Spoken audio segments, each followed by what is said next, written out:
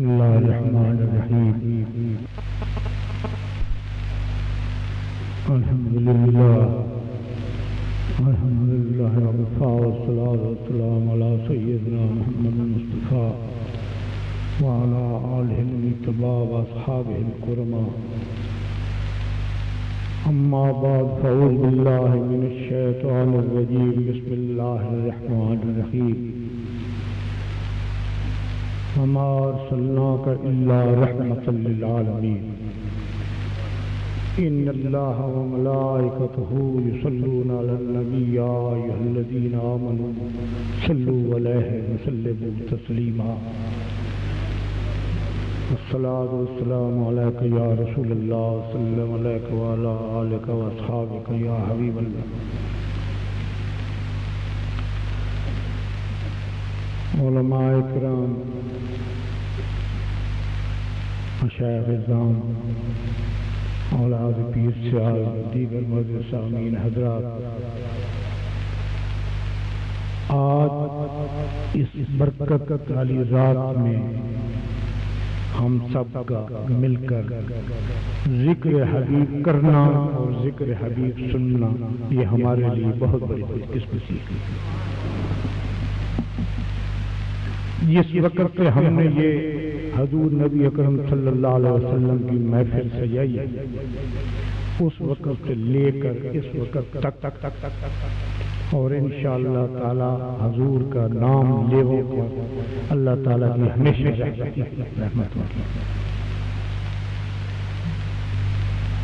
پچھلے دنوں میں نے ایک مولوی صاحب سے پوچھا کہ اگر ایک دفعہ درود شریف پڑھا جائے تو اس کی کیا برکت ہوتی ہے؟ اس نے کہا کہ 10 رحمتیں ملتی ہیں، 10 گناہ بخشے جاتے ہیں۔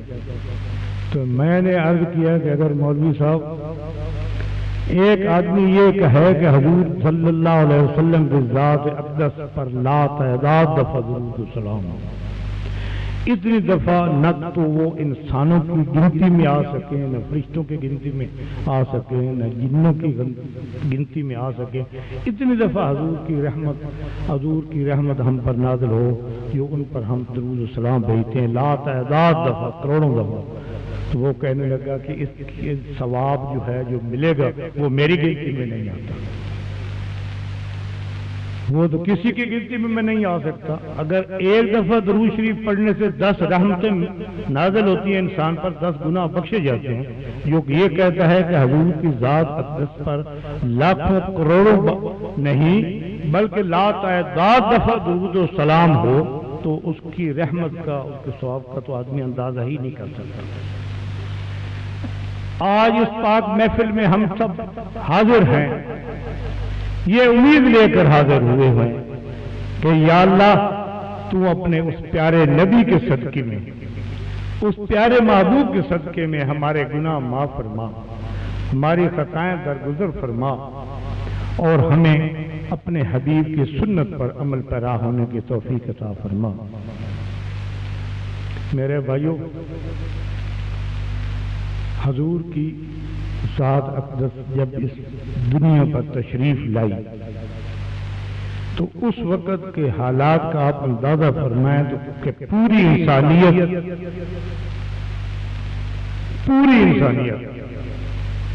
جو ہے وہ پہلے اندھیرے کے گڑھے میں گر چکی تھی، لیکن حضور نے ان کو ایک بلند مقام پر پہنچایا ہے تشریف لا کر۔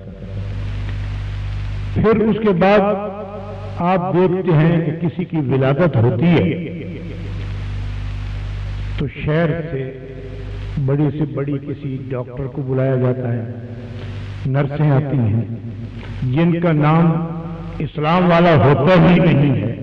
آج کل کا رواج یہ ہے کہ ہم ہر چیز جو ہے وہ پسند کرتے ہیں کہ جو کہ انگریزی زبان میں استعمال ہوتی ہو۔ پنجابی میں ہم دائی کہتے ہیں، یہ نرس کہتے ہیں، میڈم کہتے ہیں، کوئی ان کی جو ہے مڈ وائف ہوتی ہے وہ ہوتی ہے۔ جب نبی اکرم صلی اللہ علیہ وسلم اس دنیا پہ تشریف لائے تو ان کی ولادت وسعادت کے وقت کون تھی؟ آپ اندازہ فرمائیں کہ اما حوا تھی اس وقت، حضرت مریم تھی، وہ منتظر تھی کہ کون اس دنیا میں تشریف لانے والا ہے۔ سرکار جب تشریف لائے اس دنیا میں تو ملک کی نہیں پوری دنیا کی آتش کدہ جو تھے وہ بجھ گئے، ختم ہو گئے۔ یہ ان کا ایک پہلا معجزہ تھا اس دنیا کہ تمام آتش کدہ جو تھے وہ ختم ہو گئے۔ پھر اللہ تعالیٰ کا محبوب مکہ شریف میں تشریف فرما ہوئے۔ مکہ شریف میں بہت سے جوتیاں بنانے والے ہیں، ہم کو پنجابی زبان میں کیا کہتے ہیں، موچی کہتے ہیں، وہ جوتیاں بناتے ہیں لوگوں کو۔ مکہ شریف کے شہر میں پتہ نہیں کتنے لوگ تھے اس وقت جنہوں نے ان سے جوتیاں بنوائیں۔ اس نے نبی پاک کے لیے بھی ایک جوتی بنوائی۔ تھوڑی توجہ، تھوڑی نسبت کا بھی میں ذکر کروں گا کہ نسبت کیا ہوتی ہے۔ نسبت کے بغیر انسان جو ہے وہ کامل نہیں ہو سکتا۔ اگر ایک انسان کا ہاتھ ایک پیر کامل کے ہاتھ میں نہیں ہے، اس پیر کامل کو جس کو پیر کامل سے بیعت کرنے کی اجازت ہے اس نے ہاتھ نہیں دیا تو وہ کامل نہیں ہو سکتا، وہ بھٹکتا پھرتا رہے گا۔ کبھی وہ کندھے پر بستر اٹھائے لوٹا ہاتھ میں پکڑے رائے میں چلا جائے گا۔ اگر اس کو کہو چلو مدینہ شریف چلیں، چلتے تو ہیں لیکن ارادہ یہ کریں گے کہ ہم مسجد نبوی کی زیارت کریں گے۔ وہ بیوقوف ہو، نسبت اس مسجد نبوی کی کس کے ساتھ ہے؟ نسبت کا حضور کے ساتھ ہے اس کی۔ اگر زیارت کرنی ہے تو اس کی زیارت تو آپ کرو، جس کی نسبت ہے تو اس کی زیارت کرو کہ جس کے ساتھ اس کی نسبت۔ میری بات آپ سمجھ رہے؟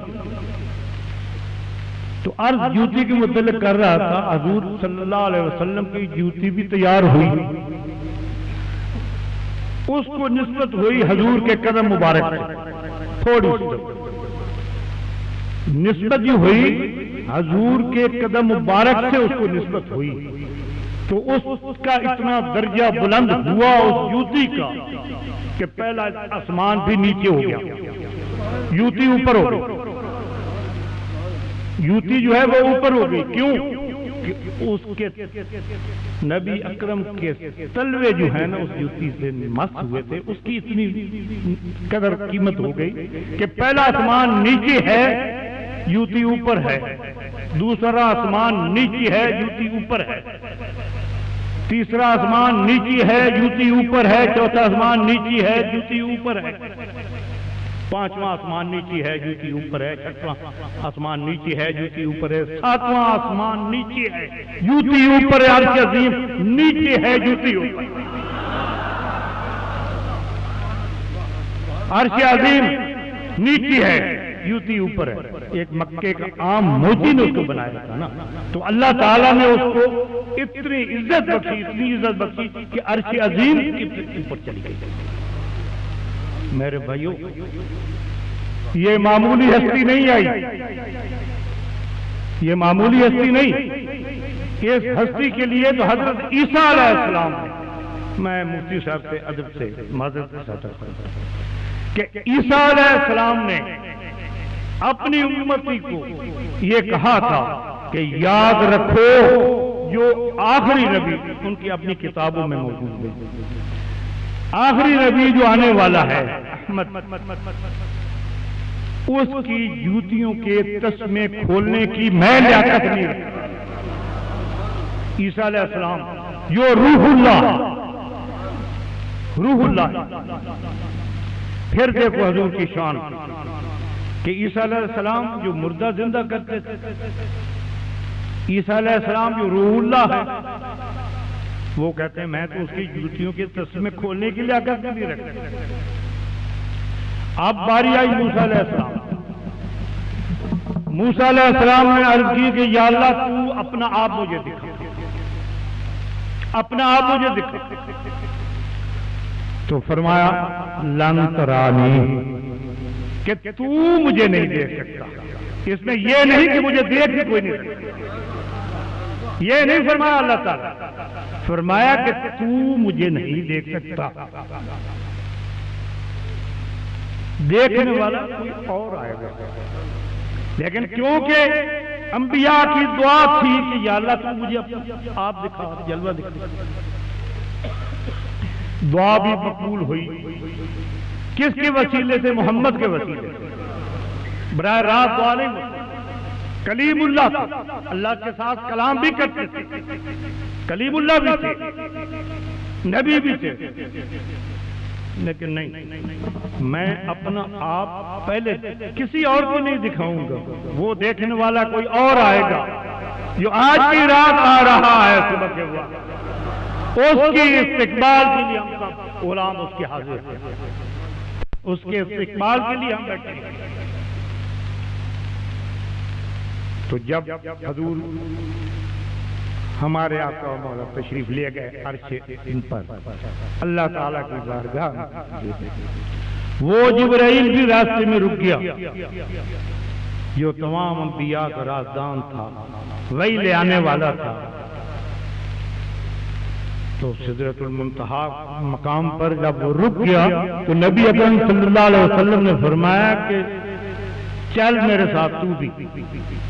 تو عرض کی کہ یا رسول اللہ، میں حضور کے مقام اور شان کی متعلق عرض کر رہا ہوں کہ یا رسول اللہ، ایک تو وہ پیغمبر ہے جو التجا کرتا ہے کہ مجھے اپنا آپ دکھا، تو کہتا ہے کہ نہیں تو مجھے نہیں دیکھ سکتے۔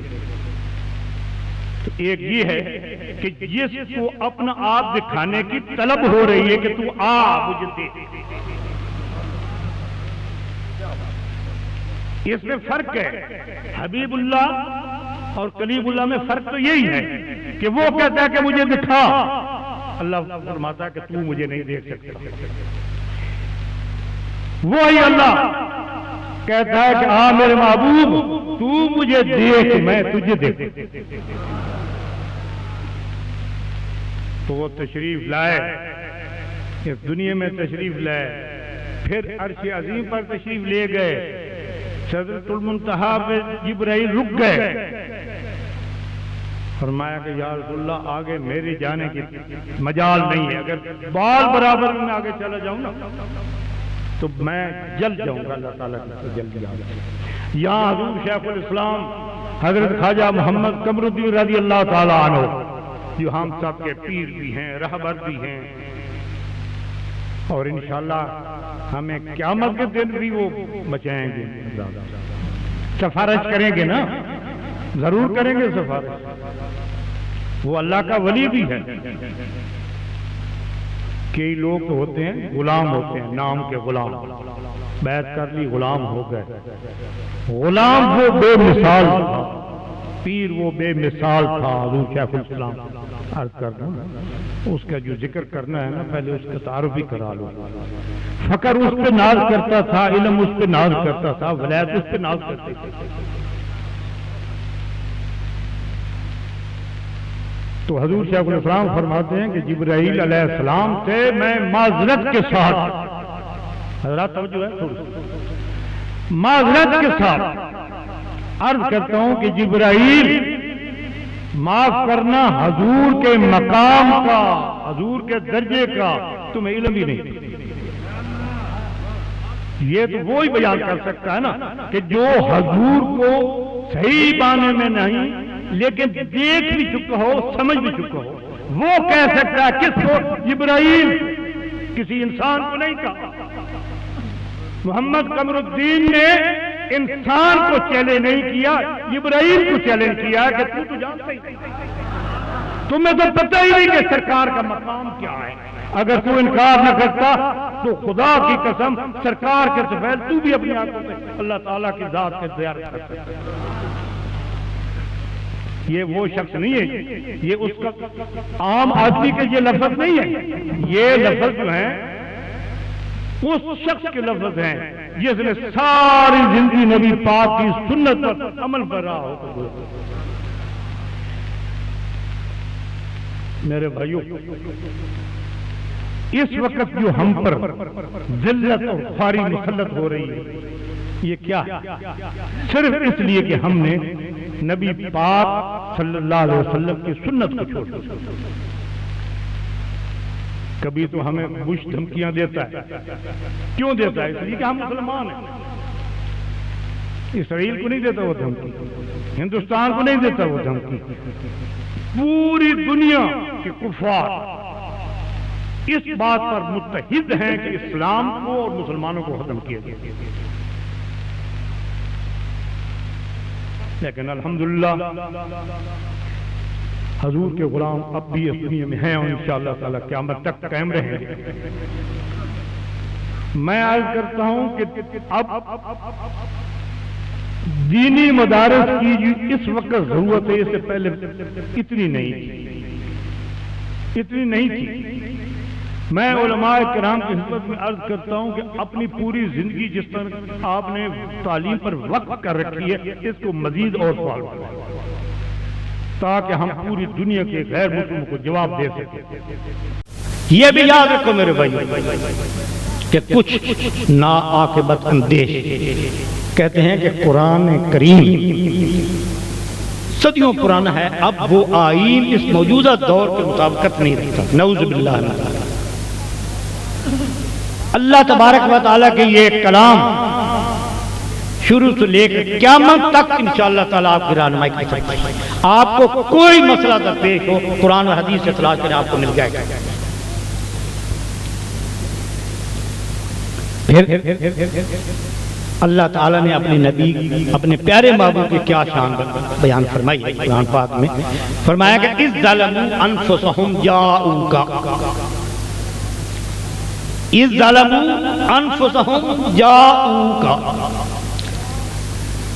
کہ جس وقت تم اپنی ذات پر گناہوں کا بوجھ اتنا اٹھا لو کہ وہ بوجھ تم سے اٹھایا نہ جائے، غرق ہو جاؤ گناہوں میں، تو اس کی بارگاہ میں چلے۔ اِذ ظَلَمُوا أَنفُسَهُمْ جَاءُوكَ، کس کی بارگاہ میں؟ نبی پاک کی بارگاہ میں جاؤ۔ یا اللہ پہنچ کے کیا کریں گے ہم؟ اس سے اپنے گناہوں کی معافی مانگو، واستغفر، اس کا میرا وسیلہ، میں تمہارے گناہ مانگا۔ یا اللہ میں تو غریب ہوں، کنگال ہوں، میرے پاس تو اتنی طاقت نہیں کہ میں سرکار کے قدموں میں جا سکتا۔ تو اللہ فرماتا ہے کہ میں نے اپنے محبوب کے غلاموں کو، اپنے محبوب کے غلاموں کو اتنی طاقت دی ہے کہ اگر اس کے در پہ بھی چلے جاؤ تو گناہ معاف ہو سکتے ہیں۔ اگر تمہاری طاقت نہیں ہے اتنے دور جانے کی، تو میرے محبوب کے جو غلام ہیں، جو عاشق ہیں، ان کے مقام پر چلے گئے۔ جیسا کہ ایک شخص آپ سب نے سنا ہے، میں زیادہ زبان درازی کرنے سے ڈرتا ہوں، ادھر حضرت مولانا غلام حیدر صاحب تشریف فرمائے، ادھر مفتی صاحب تشریف فرمائے، سامنے میرے خضر صاحب بیٹھے ہیں، میں کہوں تو کیا کہوں گا؟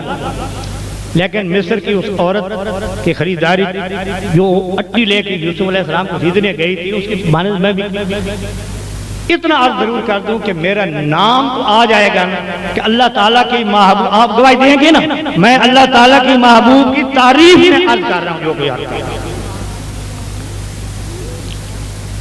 تو ایک بات جو ہے وہ عام ہے کہ ایک شخص تھا، اس نے 99 قتل کیے، جس کے پاس جاتا کہتا ہے میں نے اتنے قتل کیے میں بخشا جاؤں گا، وہ کہتا ہے کہ نہیں تو بہت مجرم ہے، گناہ گار ہے، وہ اس کو قتل کر دیتا۔ حتیٰ کہ اس نے 99 قتل کرنے کے بعد ایک آدمی کے پاس گیا، بڑی داڑھی تھی، اس کی تسبیحات میں تھی، تکیہ لگایا، کہنے لگا میں نے 99 قتل کیا ہے، میں میری بخشش ہو سکتی، میں بخشا جاؤں گا؟ اس نے کہا ہرگز نہیں۔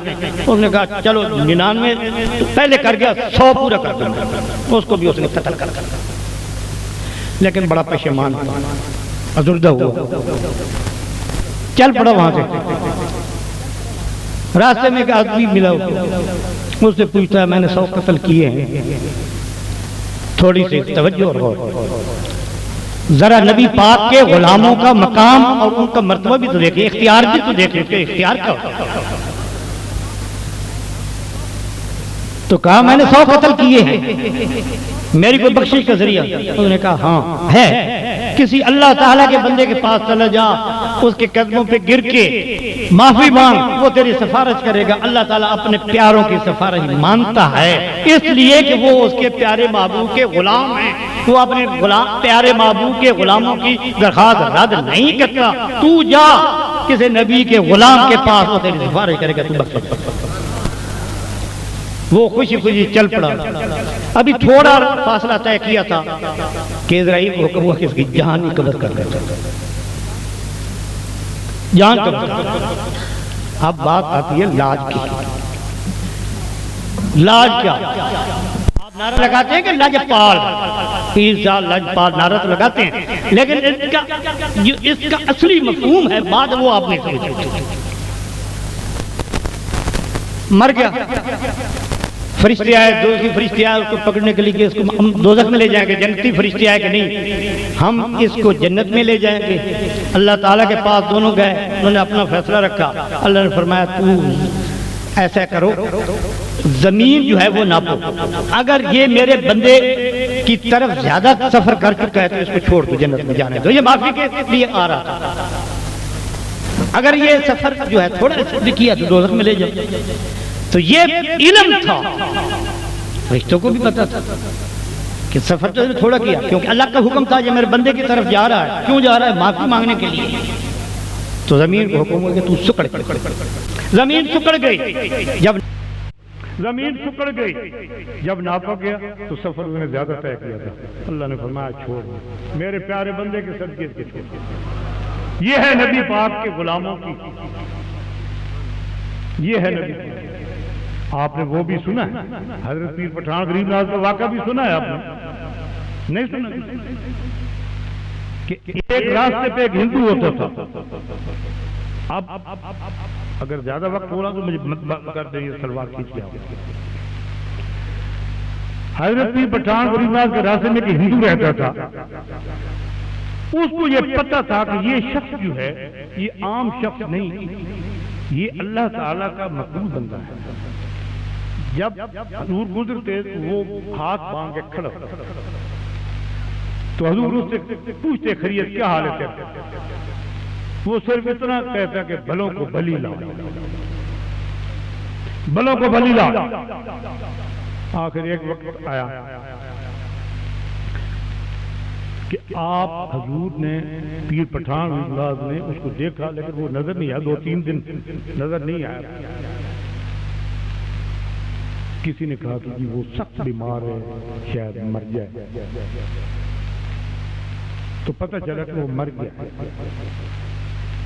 حضور پیر پٹھان انداز نے فرمایا کہ جاؤ اس کے گھر والوں کو کہو کہ وہ مجھے دے، وہ مجھے دے، میں اس کا کفن دفن کا انتظام کرتا ہوں، اس کو نہلاتا ہوں، اس کا جنازہ پڑھتا ہوں۔ پیر پٹھان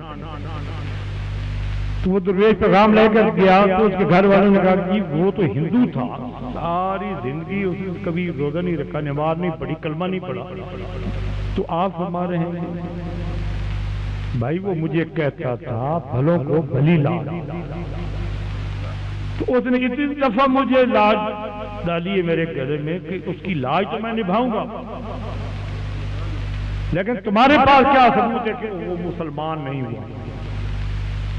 جب اس نے مجھے پہلی دفعہ دیکھا، جب اس نے مجھے پہلی دفعہ دیکھا تو میں نے اس کی طرف توجہ کی تو اس کی زبان سے کلمہ شریف جاری ہو گیا تھا، وہ مسلمان تھا۔ یہ حضور ہم نہیں مانتے کہ وہ مسلمان، اچھا چلو نہیں مانتے تو اس کو جلاؤ۔ لکڑیاں کٹھی ہو گئیں، صبح سے شام تک آگ جو ہے وہ روشن رہی۔ یہ میں ذکر کر رہا ہوں نبی پاک کے غلاموں کے اختیار کا، نبی پاک کے غلاموں کا کیا اختیار ہے، پھر اندازہ لگا لینا کہ نبی پاک کا کیا ہے۔ شام تک لکڑیاں جلتی رہیں، اس کو اوپر رکھ دیا گیا، لکڑیاں جل گئی لیکن اس کو آگ نہیں تھی۔ جو پیر پٹھان کو کہتا ہے کہ میری لاش تیرے ہاتھ ہے، تو اس کو اس دنیا کی کیا اگلے دنیا کی آگ بھی نہیں جلا سکتا۔ یہ ہے نبی پاک کے غلاموں کی شان۔ تو حضور نبی اکرم صلی اللہ علیہ وسلم کی شان بیان کرنا یہ کسی انسان کی بس کا روک نہیں۔ کسی ضمن میں حضور کی تاریخ کے ضمن میں حضور شیخ الاسلام کا ذکر بیان کرتا چلوں، کچھ لوگوں کو خیال ہے کہ یہ میں اپنی طرف سے گرہ لگاتا ہوں، جس طرح کہ یہ قوات زمین لگاتے ہیں، حاشا وکلا نہیں، جو میں بات کرتا ہوں اس بات کو اگر کوئی چیلنج کر دے تو میں اس کو بھی انعام دوں گا، جتنا وہ کہے۔ اب جو میں محفوظ بیان کرنے جا رہا ہوں، اگر یہ اور کسی نے نہ سنا ہو تو بھی میں مجرم۔ حضور شیخ الاسلام غریب نواز فرماتے ہیں کہ میں پہلے ڈھول نہیں سنتا تھا، یہ ملفوظ جو ہے میں آپ کی اپنی زبان سنی سنائی بات نہیں کر رہا، آج برکت والی رات ہے، اس کو گواہ بنا کے کہہ رہا ہوں، میں ڈھول نہیں سنتا تھا۔ چنانچہ مولانا سدید الدین صاحب مرولوی کی شادی تھی، میں وہاں موجود تھا، دوپہر کو کھانا کھانے کے بعد میں سویا تو خواب میں نے دیکھا کہ حضور نبی اکرم صلی اللہ علیہ وسلم اپنی تمام امت کو بخشا کے لے جا رہے ہیں اور آگے آگے ڈھول بجتے جا رہے ہیں، ایک نہیں ڈھول بجتے جا رہے ہیں۔ اس ڈھول کا آواز جو میں نے سنا تو میری آنکھ کھل گئی، لیکن اس آنکھ کھلنے سے پہلے جو خوشخبری اور حکم ملا مجھے وہ یہ تھا کہ قمر الدین تو آ رہا ہے پیچھے، حاضر ہوں۔ اچھا خوش بختو ذرا تھوڑی سی توجہ، اپنے سارے غلاموں کو دیکھ لے، کوئی تیرا غلام پیچھے رہ تو نہیں گیا، کوئی پیچھے تیرا غلام رہ تو نہیں گیا۔ عرض کی بھی یا رسول اللہ سب حاضر ہیں، ہاں دیکھ لینا کوئی پیچھے رہ نہ جائے۔ آگے آگے ڈھول بجتے جا رہے ہیں۔ جب میری آنکھ کھلی تو مولانا محمد حسین صاحب کو میں نے کہا کہ سب سے پہلے یہ کہ ڈھول کا انتظام کرو۔ انہوں نے عرض کی حضور ہم نے تو آپ کی آمد سے پہلے انہوں نے بھگا دیا، کہا نہیں ان کو پکڑ کے لے آؤ، بہت سے ڈھول لے آؤ۔ بہت سے ڈھول آ گئے، ڈھول بجنے شروع ہو گئے، آپ اپنے مستی میں بیٹھے رہے۔ وہی منظر ذہن میں تھا کہ سرکار کیسے تشریف لے جا رہے ہیں، فخر کے ساتھ جا رہے ہیں، جس کو اللہ تعالیٰ نے شاہد بھی بنایا، نذیر بھی بنایا۔ اور تو اور کوئی آدمی جب خدا کی قسم کھاتا ہے، جب خدا اس کے شہر کی قسم کھائے تو اس کے مقام کا اندازہ خود آپ فرمائیں کہ کیا ہوگا۔ کو فرماتا ہے لا اقسم بہذا البلد۔ مولانا نعیم الدین مراد آبادی صاحب کی دو تفسیر جو ہیں وہ فرماتے ہیں، ایک تو یہ ہے کہ یا رسول اللہ مجھے اس شہر کی قسم جس میں تو ہے۔ دوسری تفسیر جو اسی بیان فرمائیے وہ یہ ہے کہ یا رسول اللہ اے محمد تو اس شہر میں ہو اور میں اس شہر کی قسم بھی نہ کھاؤں۔ ہم تو کھاتے ہیں قرآن کی قسم، خدا کی قسم، خدا تو خود نبی کے شہر کی قسم کھاتا ہے۔ یہ ہے آپ کے نبی کی شان، یہ ہے آپ کے نبی کا مرتبہ۔ نہ جبرائیل کو پتا ہے کہ آپ کا مقام کیا ہے، پوچھا جبرائیل تیری عمر کیا؟ عرض کی کہ یا رسول اللہ مجھے اندازہ تو نہیں ہے، لیکن ادھر سے شمال کی طرف سے ایک ستارہ طلوع ہوتا ہے 70 سال کے بعد، 70,000 سال کے بعد، 70,000 سال کے بعد وہ ستارہ طلوع ہوتا ہے اور اس کو میں نے 70,000 مرتبہ دیکھا ہے۔ تو حضور نے مسکرا کر فرمایا جبرائیل پہچانا نہیں؟ یا رسول اللہ نہیں، یعنی وہ میرا نور تھا، وہ میرا نور تھا۔ تو آدم علیہ السلام کی توبہ قبول ہوئی پیغمبر کی تو نبی کے صدقے، اللہ تعالیٰ نے ہمیں معاف فرمایا تو نبی کے صدقے۔ ساری امتیں بمائے اپنے نبیوں کے آئیں گے تو نبی کے پاس ہی آئیں گے نا سفارش کے لیے قیامت کے روز کہ یا رسول اللہ ہماری سفارش کرو، ہماری بخشش کرو۔ تو آپ دعا فرمائیں اس متبرک رات کے صدقے اللہ تعالیٰ ہمارے گناہ معاف فرمائے، اللہ تعالیٰ ہمیں اپنے نبی پاک صلی اللہ علیہ وسلم کی سنت پر عمل کرنے کی توفیق۔ اللہ تعالی ہمیں آخری وقت بھی نبی پاک کا اسم جو ہے ہماری زبان پر جاری کرے. اشہد ان لا الہ الا اللہ وحدہ لا شریک لہ واشہد ان محمدا عبدہ ورسولہ. اس کی بھی آپ ہی گواہی دینا میری. اور ایک شخص اگر ساری زندگی لا الہ الا اللہ لا الہ الا اللہ پڑھتا رہے تو وہ مسلمان نہیں جب تک کہ محمد الرسول اللہ علیہ. تو اللہ تعالیٰ ہماری تمام تکلیفیں دور فرمائے, عالم اسلام کو فتح و نصرت عطا فرمائے, صلح اتفاق نصیب فرمائے, اس ملک پاکستان کو قائم دائم فرمائے, اس ملک کے دشمنوں کو اللہ تعالیٰ نیست و نابود فرمائے. اللہ تعالیٰ ہمیں ہر مصیبت, ہر تکلیف, ہر زحمت, ہر بیماری محفوظ رکھے. صدقہ نبی پاک صلی اللہ علیہ وسلم کا. اے اللہ بے اولادوں کو اولاد نرینہ عطا فرما, بے روزگاروں کو نیک روزگار عطا فرما, بیماروں کو شفا کامل عطا فرما. وصلی اللہ تعالی علی خیر خلق محمد.